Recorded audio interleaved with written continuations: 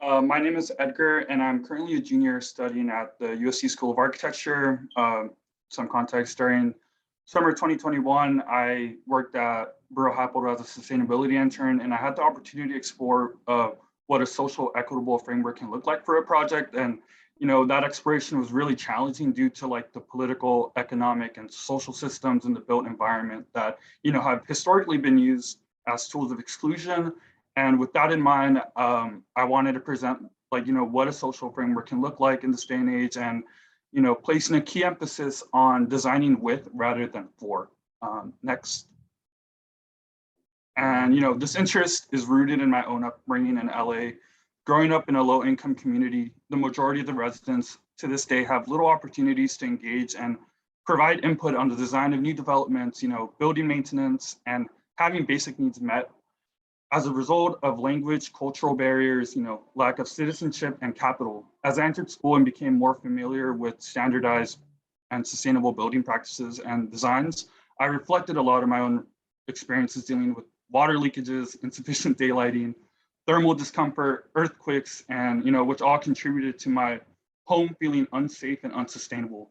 And looking at the wider scale implications of failing to address the needs of frontline communities, you start to notice historical patterns of exclusion, development of freeway infrastructure in low-income areas, lack of access to public amenities such as green space, highlight intentional and harmful design of infrastructure that are felt disproportionately today as it relates to economic prosperity, health, and well-being.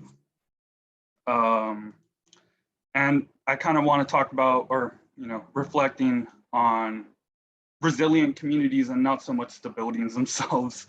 And in analyzing the structure of project developments for local community stakeholders, the process of development can be unclear and confusing.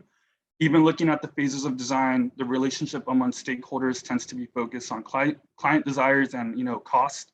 This often leads to pre-design and schematic designs that bypass any meaningful community engagement and input. And this is seen in my own studio work and academics, where we feel like we're not really equipped to actually tackle issues that relate to the community. And I wanted to just shed light on some frameworks that I've looked at, such as the NAACP guidelines for equitable community involvement in building and development projects. And it provides an informative framework on evaluating the degree of inclusion for projects. I really stress that people take the time to look over this document in its entirety, and kind of do some self-assessments on whether the projects you're building are actually inclusive.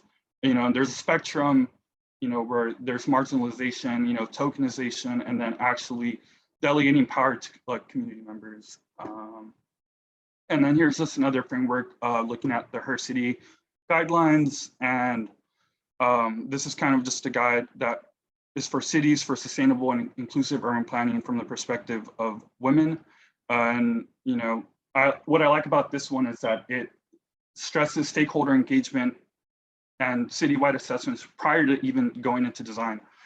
And I kind of want to end on a note of, looking at what a framework could be for this, and, the issues that can arise from creating a equitable framework due to, avoid framing issues of equity as checklists, since there's a value judgment, and, some topics that are, some tools that can be used are post-occupancy assessments, post-community assessments, and community benefit agreements, and et cetera.